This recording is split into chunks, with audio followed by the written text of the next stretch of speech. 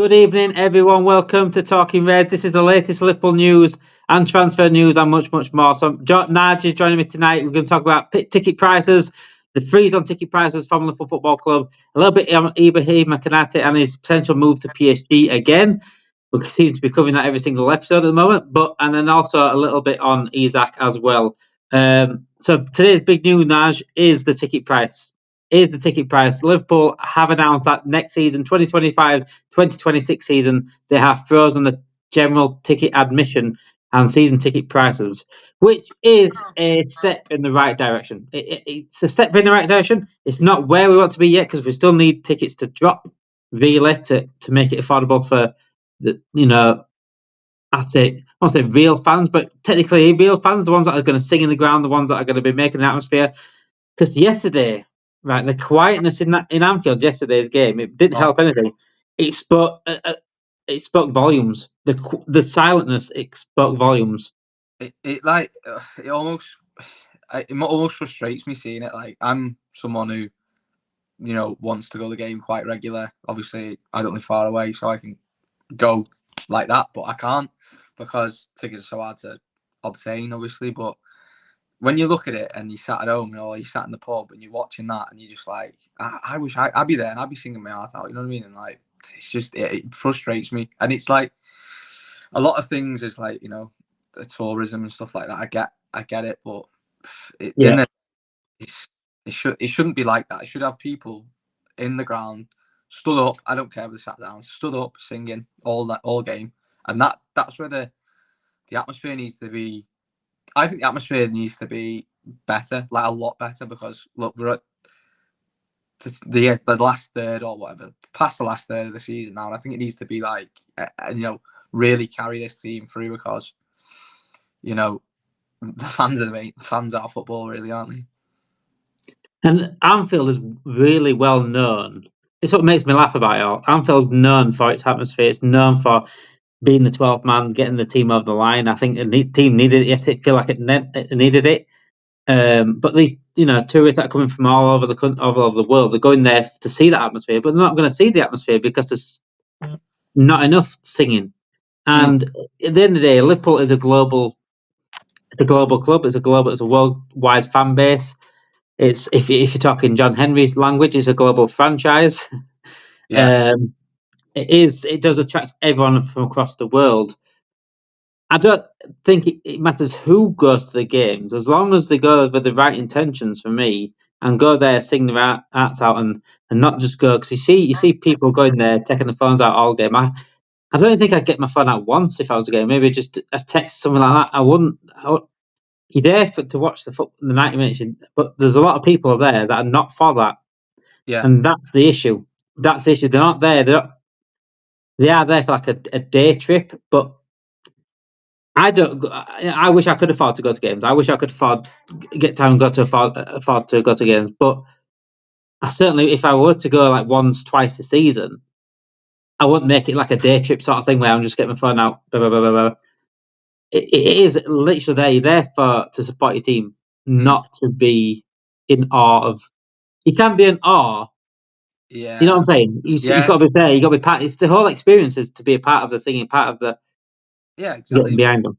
If you're a fan, I mean, like I always say this, like, I mean, it's probably different from, what I know is like me personally, like, but I think if you don't even like, say if you like, I don't know, say not even if you're foreign, say if you just come from, I don't know, let's say you come from down south or something like that to come watch the game, you come up for the weekend to come watch it and stuff like that. Just learn a few songs. If you don't know them, learn them. Get singing. Quite easy to.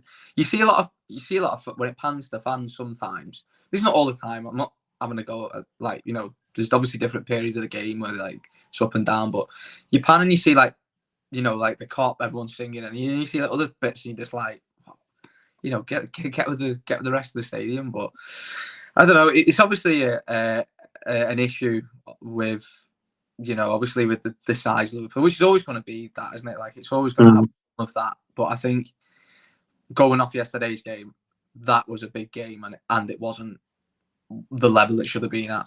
And I think it's sort of transferred onto the players in the second half. What the biggest issue is here, the reason why this is the case it is with stadiums across England, across Britain, is because of ownerships and because of the greed that ownerships are doing. When in this country we're all struggling financially, and the majority is struggling financially, people that are, that want to be there for games that have other things to pay for, families, whatever. It's much more affordable for someone to come from other countries because they have better economics. That's I wish we had some of the economic growth in our country that other countries have. But they're the ones that are paying out the backsides for hospitality tickets and things like that. There's more hospitality tickets than ever, and that's because FSG is a big part of this problem, by the way. Because FSG do own Liverpool, and it's all right saying like, oh well, other clubs do it, so why haven't I got FSG for? I don't give a about other clubs. I care about Liverpool Football Club.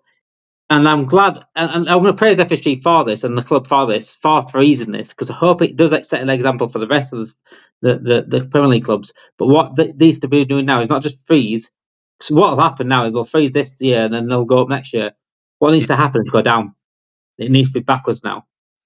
I mean, the thing is, like, they always look at it like I always like. I'm a big fan of the Bundesliga. Like, I've watched it for a long time since I was a kid. Bundesliga highlights on a Monday, but like, they have such a good, like, look at their stadiums. Like, look at Dortmund. Like, you look at Dortmund, their stadium's massive. Look at that yellow wall. Like, you see all over TikTok and Twitter all the time. Like, people going, "Oh, I'm going to watch Champions League game in Dortmund. It costs 30 quid for the flights. Yeah. 20 tickets. And then hotel costs 30 quid. That's still cheap than going to for a ticket for Liverpool.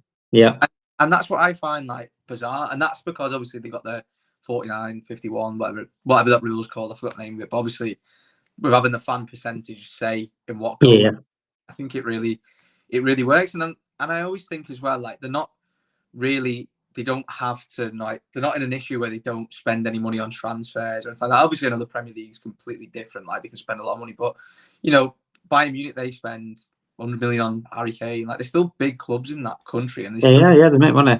Yeah, and money, but the fans are always there. They're always loud. They're always, there's always bums on seats that you never see it like empty. And I was watching a thing about, I think it was either Schalke or Hamburg, something like that. Obviously, they're in the Bundesliga too. Stadium's full, 45, 50,000 stadium full. And then when they went down, they dropped the ticket price down. Obviously, that happens in this country as well, but like to such a low amount that it would be like almost going watching like a League Two or like even lower, nationally, yeah. And I just find that like great because you still, no matter where you end up, like say if you have a really bad run, you drop to the regular Liga 3 or whatever it's called. You're still going to have all them fans in the stadium because the ticket prices are affordable for the working man. And I think it's so far away from the working man now, if you would like that as a word. But it's so out of touch. Yeah, it's so out of touch. And it is a shame that it's like that. And I'd like to see it, like you say, Dave, I'd like to see it getting reversed in that way. Like, there's still going to be fans in the stadium. There's still going to be, the prices are still good. You still make money off it, essentially, what I'm going to say. Like, you're not going to lose money on a match day.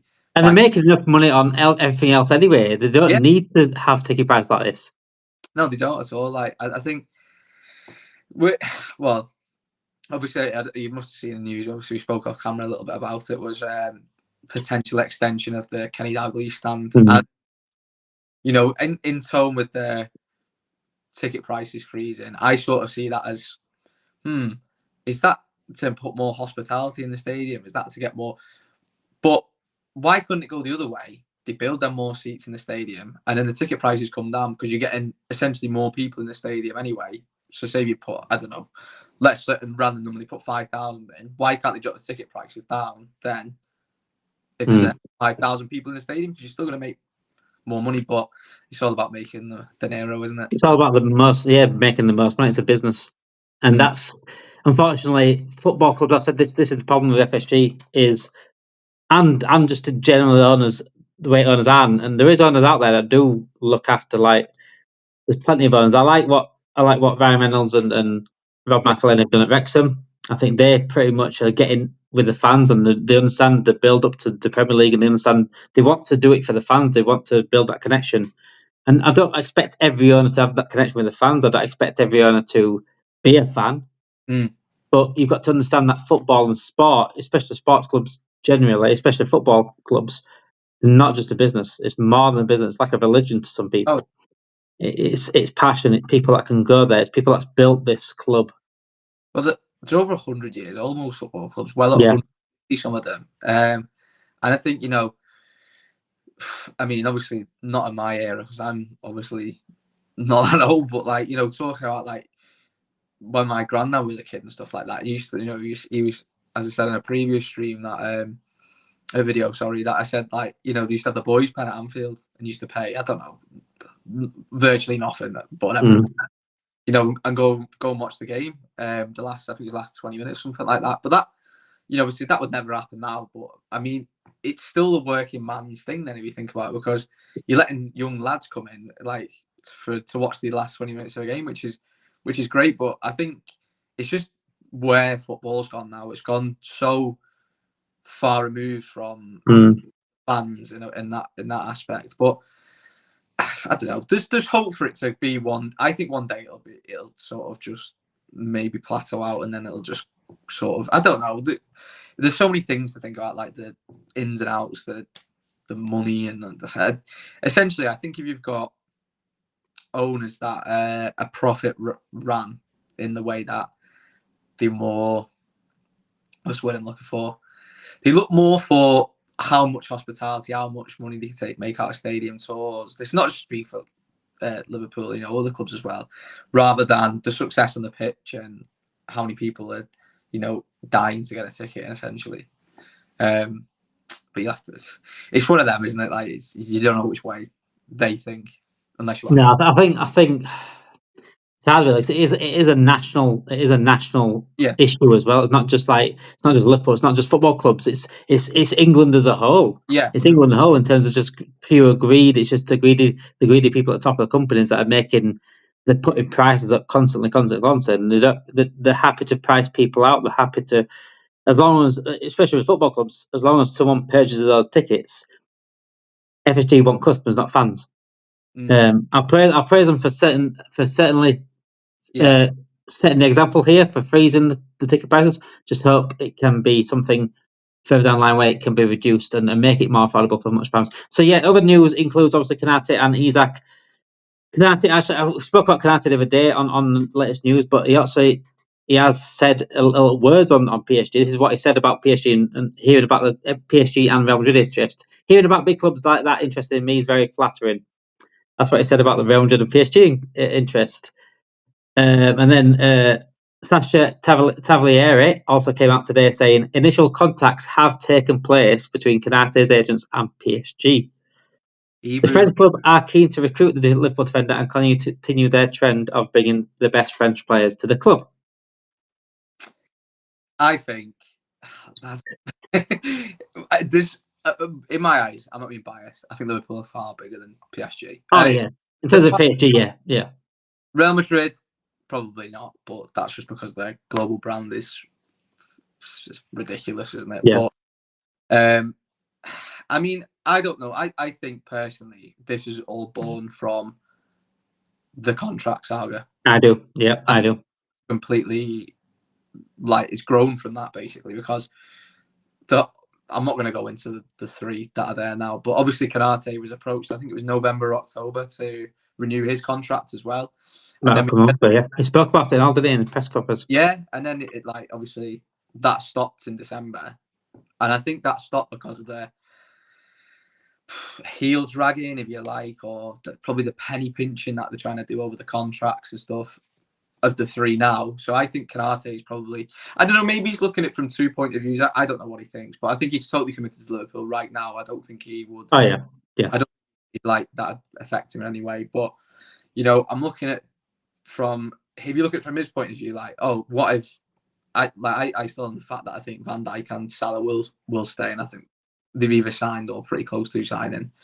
Don't know about Trent, but he's really looking at it from that point of view, like, oh, what if they go? What am I going to be here? Like, I mean, you would look at it like that, losing two of the best players in the world. Like, where does that put you in your career? Like, if you sign a 5-year deal, I mean, what's he, 24 right now, I think? Yeah, he is young, still young. Yeah, that's prime. Yeah.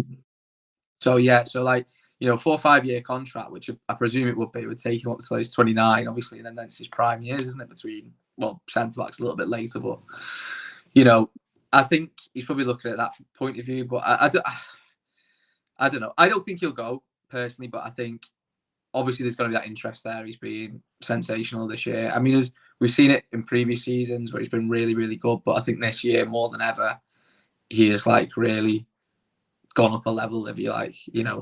So he dropped off a little bit last year because Quanta actually took his place at one point. But then this year he's just been Konate, that Konate we saw before. But yeah, I think it does come from the contract. I think he's spot on.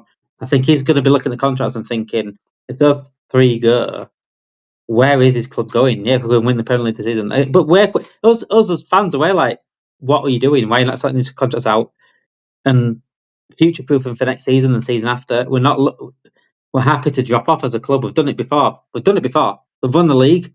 We bought Van der Berg, Elliott, and that was it. Adrian, and we're happy to drop off again. Within a few years of winning the league, we came out of the Champions League within a few years. Exactly. That's how this club's run. It's and terrible. Konate will say this. The players will say this. And if Konate is looking at these contracts and thinking these 3 are going, we're going to end up dropping off again. So what am I seeing as my career? I've got a perfect good chance to PSG. I think PSG are actually growing, by the way. They're looking really good in the Champions League. Frightening attack. I think they need to improve the defence. Konate would be a perfect person to build the defence on. Yeah. French from Paris. It makes absolute sense for that to happen. So if Konate was to go, if he was to break down contracts with Liverpool, I could see it being PSG. Yeah, I think unless Real Madrid do come on and see what offer Real Madrid do, but I don't think Liverpool in all.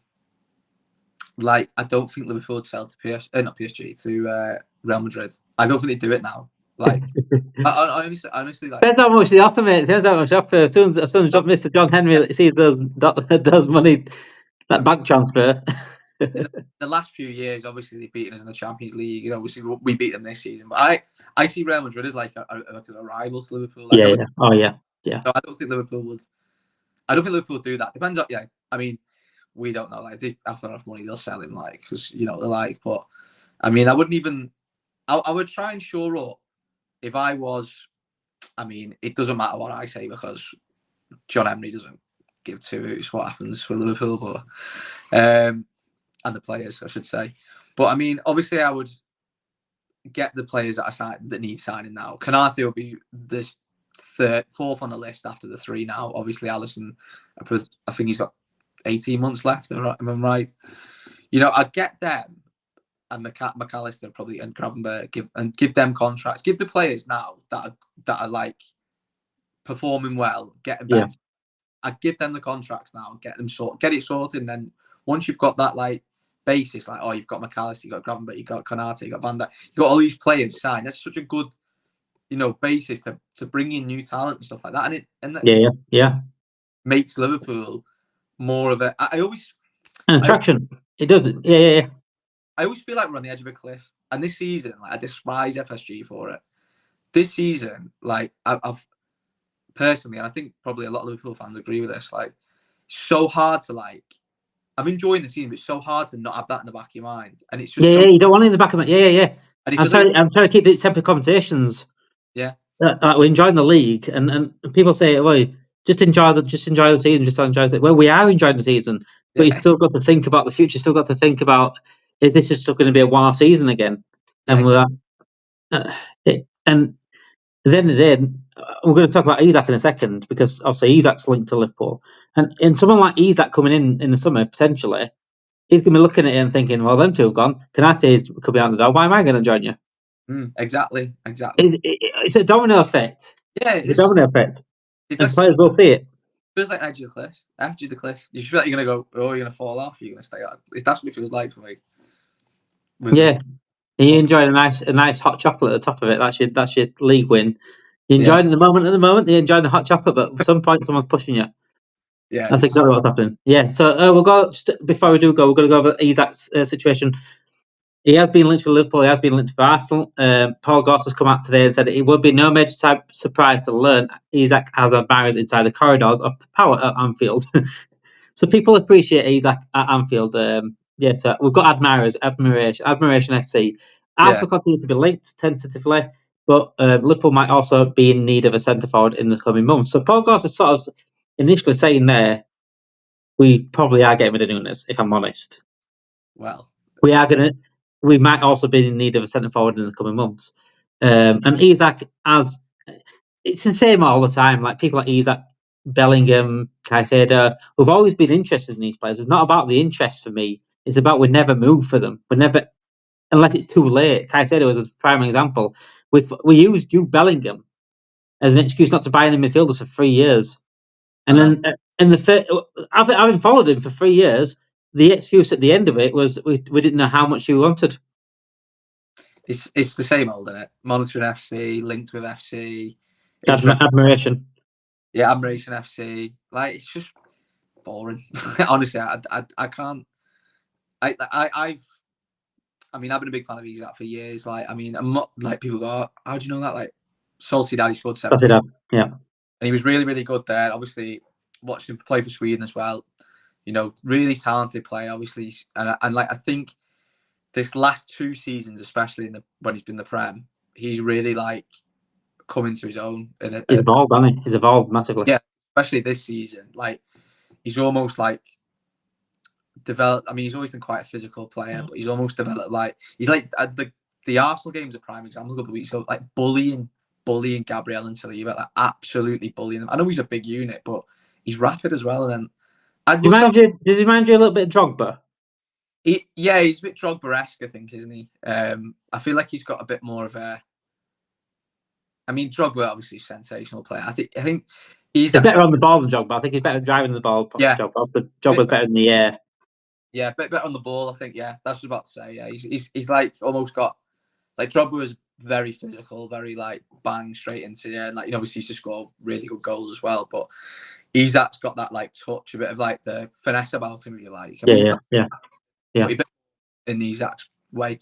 I mean, I'd love to have him at Liverpool. I think he'd fit like a glove. Honestly, I think Salah, Isak, Gakpo, whoever else on the left, maybe Diaz, whatever.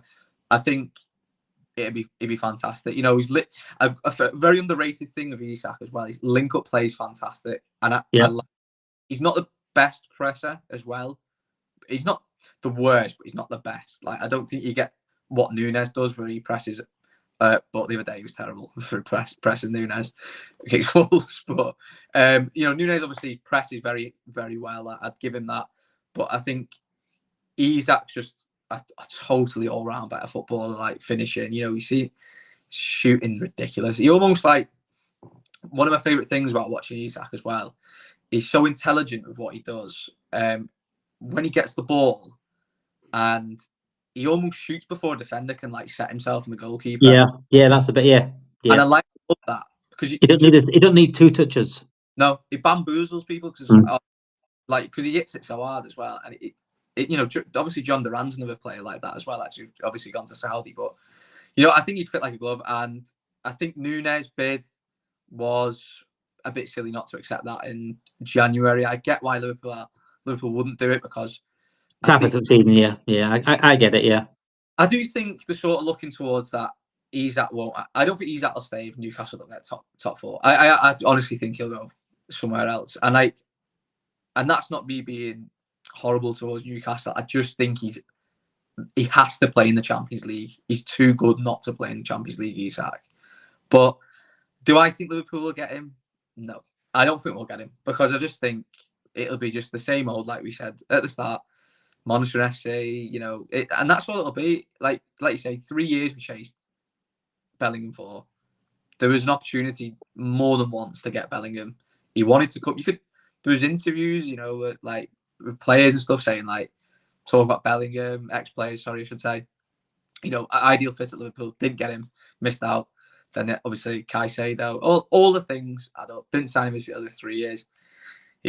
And then you always see the odd journalist, £250 million war chest for Liverpool.